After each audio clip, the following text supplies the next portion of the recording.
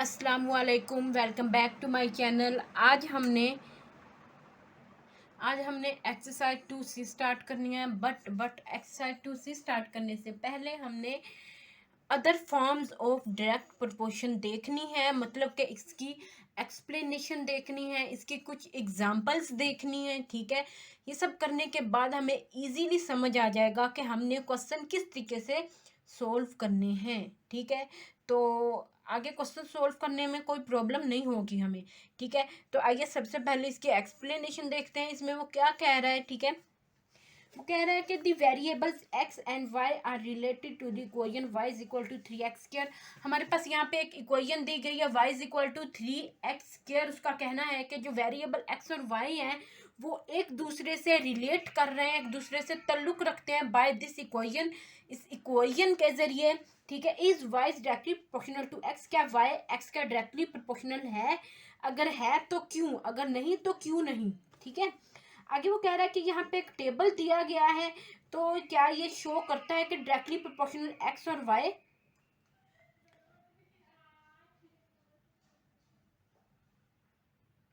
X और Y के दरमियान डायरेक्टली प्रोपोर्शनल शो करता है या नहीं करता। ठीक है, तो टेबल देखने से पहले हमने इसको Y is equal to 3x को x² को सोल्व करना है। ठीक है, सोल्व करने के बाद हम यहाँ पे ये जो दी गई है ना स्टेटमेंट, थोड़ी सी एक्सप्लेनेशन, इसको हम बाद में रीड करेंगे कि वो क्या कह रहा है यहाँ पे। ठीक है, पहले हम इसको अंडरस्टैंड कर लेते हैं।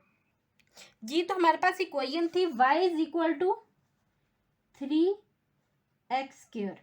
ठीक है, तो हमने क्या करना है, हम यहाँ पर इसको दो तरीके से सोल्व करेंगे। ठीक है, यहाँ पे इसके दो मेथड निकल रहे हैं, दो रास्ते निकल रहे हैं यहाँ पे।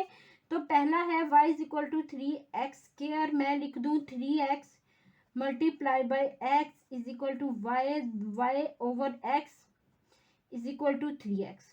ठीक है, और दूसरा है मेरे पास y is equal to 3x²।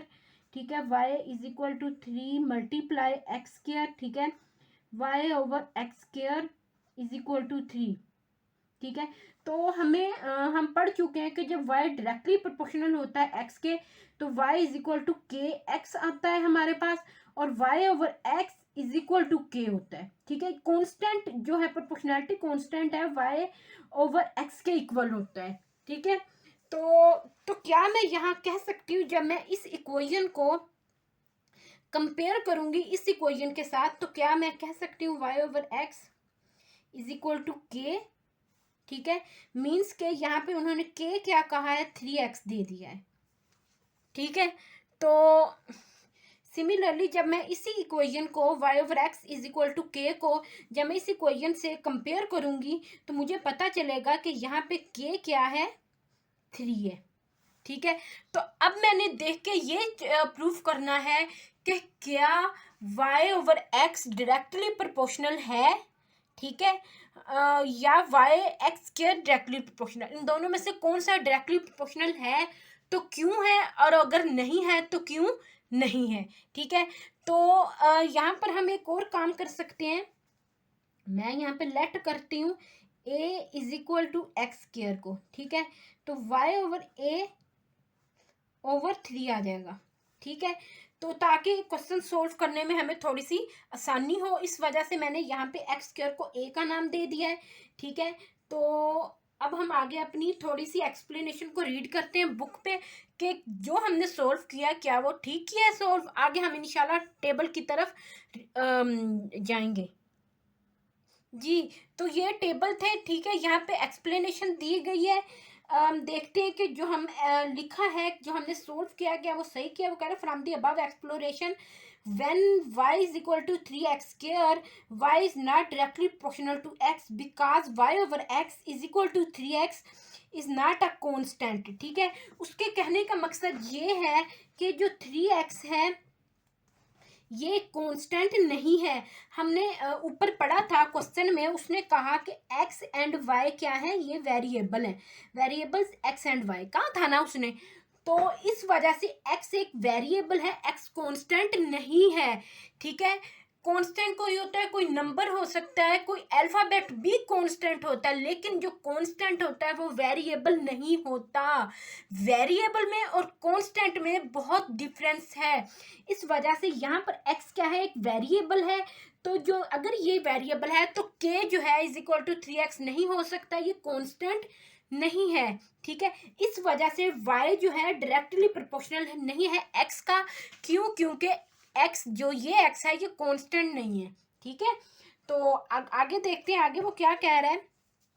वो is not a constant but y is directly proportional to x square. y जो है एक्स स्क्वायर के डायरेक्टली प्रोपोर्शनल है, क्योंकि 3 क्या है, 3 एक कांस्टेंट है। If you are confused you can always let y x को, जिस तरीके से मैंने यहाँ पे a का नाम दिया एक्स स्क्वायर को, उन्होंने x को एक्स स्क्वायर का नाम दे दिया 3x स्क्वायर, तो 3x आ जाएगा। ठीक है, तो ये थी इसकी थोड़ी सी एक्सप्लेनेशन, ताकि आपको समझ आ जाए कि कौन सा डायरेक्टली प्रोपोर्शनल है और क्यों है, और अगर नहीं है तो क्यों नहीं है। ठीक है, मैं एक दफ़ा दोबारा बता देती हूँ। ठीक है, कि यहाँ पर 3x है, x एक वेरिएबल है, इस वजह से k जो है कांस्टेंट नहीं है। 3x जो है k का कांस्टेंट नहीं है, इस वजह से y जो है डायरेक्टली प्रोपोर्शनल नहीं है x का। ठीक है, आप यहाँ लिख सकते हैं 3x इज नॉट कांस्टेंट। ठीक है, कोई रीजन तो देंगे ना, उन्होंने पूछा वाई नॉट। ठीक है, so y does not directly proportional to x. ठीक है, यहाँ पर आप हम लिखेंगे 3 is constant, so y directly proportional है एक्स स्क्वायर के। ठीक है, तो जब हम इसको आगे सोल्व करेंगे y is equal to k x square, तो k क्या था हमारे पास 3 था, तो 3x स्क्वायर आ गया। ठीक है, ये इक्वेशन आ गई। ठीक है, तो ये थी इसकी थोड़ी सी एक्सप्लेनेशन थी। अब हमने क्या करना है, हमने इनमें वैल्यूज को पुट करना है। ठीक है, और क्वेश्चंस को सोल्व करना है। ठीक है, तो वैल्यूज को पुट करने के लिए मैं यहाँ पे जो इक्वेशंस ले रही हूँ, ठीक है, मैं यहाँ पर ये इक्वेशन लूंगी। ठीक है, तो सबसे पहले हम ले लेते हैं, यहाँ पे देखिए, यहाँ पे उन्होंने सबसे पहले 1/2 पुट किया x को। ठीक है, तो y निकला 3/4 और y ओवर x निकला 3/2। मीन के हमने जो टेबल ड्रा करना है, जो ग्राफ ड्रा करना है, वो y ओवर x और y ओवर x स्क्वायर के दरमियान ग्राफ ड्रा करना है। हमने जो ग्राफ ड्रा करना है वो y over x and y over x square के दरमियान ग्राफ ड्रा करना है। ठीक है, इनमें डिफरेंस देखना है। ठीक है, x और y के दरमियान नहीं करना, इनकी वैल्यू सेम भी हो सकती हैं, लेकिन y ओवर x और y ओवर x स्क्वायर की वैल्यू सेम नहीं होंगी। ठीक है, तो सबसे पहले मैं अपनी वैल्यूज लूंगी। तो मैंने सबसे पहले लेट किया x इज इक्वल टू 0। ठीक है, तो अगर x 0 है तो y क्या निकलेगा, y is equal to 3x square. तो 3 इंटू 0 0 आ जाता है। ठीक है, तो y ओवर x क्या हो जाएगा, 0 हो जाएगा। Similarly y over x square क्या हो जाएगा, 0 हो जाएगा। ठीक है, तो नेक्स्ट मैं वैल्यू ले रही हूँ let x is equal to 1। ठीक है, तो y is equal to 3x square था। ठीक है, तो 3 इंटू 1 स्क्वायर, तो y इज इक्वल टू 3 आ जाता है। ठीक है, तो y ओवर x क्या हो जाएगा,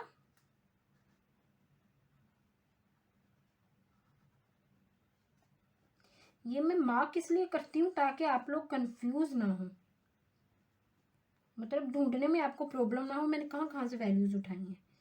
3 ओवर 1। ठीक है, y ओवर x स्क्वायर क्या हो जाएगा, 3 ओवर 1 स्क्वायर। ठीक है, तो 1 ही आ जाएगा। y over x 3, y over x square भी 3। ठीक है, नेक्स्ट हमने पुट करना है, इसको मैं यहाँ पे मार्क कर देती हूँ। ठीक है, नेक्स्ट मैंने पुट किया let x is equal to 2, y is equal to 3x²। मैंने ऊपर वाली इक्वेशन जो मेरे पास इक्वेशन 1 थी ये वाली, इसी में पुट किया है, ठीक है, x और y की वैल्यू फाइंड करने के लिए। तो ये निकला 3 into 2², 3 multiply by 4 is equal to 12। तो y क्या आया? 12 आया, ठीक है। तो y ओवर x क्या हो जाएगा? y क्या है? 12 over 2 is equal to 6। y over x² क्या हो जाएगा? 12 ओवर 2², ठीक है। x² था ना, x को हमने 2 लिया था, 2 का स्क्वायर, ये आ जाएगा 3। अच्छा जी, अब हम ग्राफ ड्रा करने जा रहे हैं y ओवर x का और y ओवर x² का, उसका बाद में करेंगे, पहले हम इसका ग्राफ ड्रा कर लेते हैं, ठीक है। तो हमारे ये x है और ये y है, ठीक है। तो यहाँ पर ये 0 आ जाएगा ओरिजिन, ये 1 आ गया और ये 2 आ गया और ये 3 आ गया। ये मैंने इस पैमाने की मदद से मेजर किए हैं, ठीक है। आप देख सकते हैं 1 2 और 3 डॉट लगे हुए हैं, ठीक है। अच्छा, अब जो y है वो था हमारे पास 3 12 और 27, ये 3 का टेबल है, ठीक है। तो इसमें सबसे छोटी वैल्यू 0, 0 से बड़ी 3 है, ठीक है। अब इसका जो हमने वो बनाना है ना, हमने इस तरीके से बनाना है कि हमारे पास ये 3 है, उसके बाद 6 आता है, उसके बाद 9 आता है, ठीक है। ये इतने डिफरेंस पे ही हम कर लेंगे,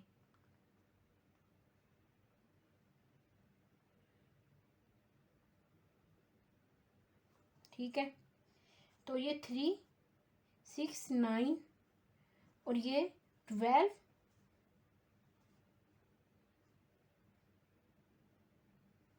और ये 27, ठीक है।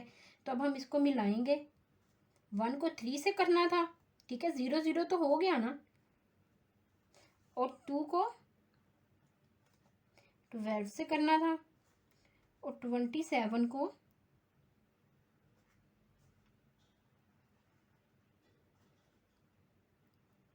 3 से करना था, ठीक है।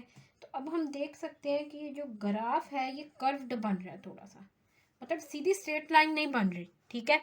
सिमिलरली हमने अब ग्राफ ड्रा करना है y ओवर x² का, ठीक है। ये x² है, ये y है, ठीक है। यहाँ पे हमने लेना था 1 4 9, 1 x² 4, 3 का स्क्वायर 9, 0 1 4 और ये आ जाता है 9, ठीक है। 0 1 4 9, ठीक है। ये देखें, ये अब देखें, ठीक है। तो अब हमने क्या करना है, यहाँ पे ये 3 है, 12 27, अब हम इसको इसके साथ मिलाएंगे,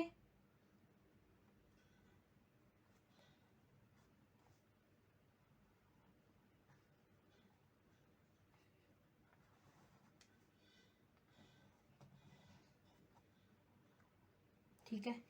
और ये बिल्कुल सीधी स्ट्रेट लाइन निकल रही है, ये देखें,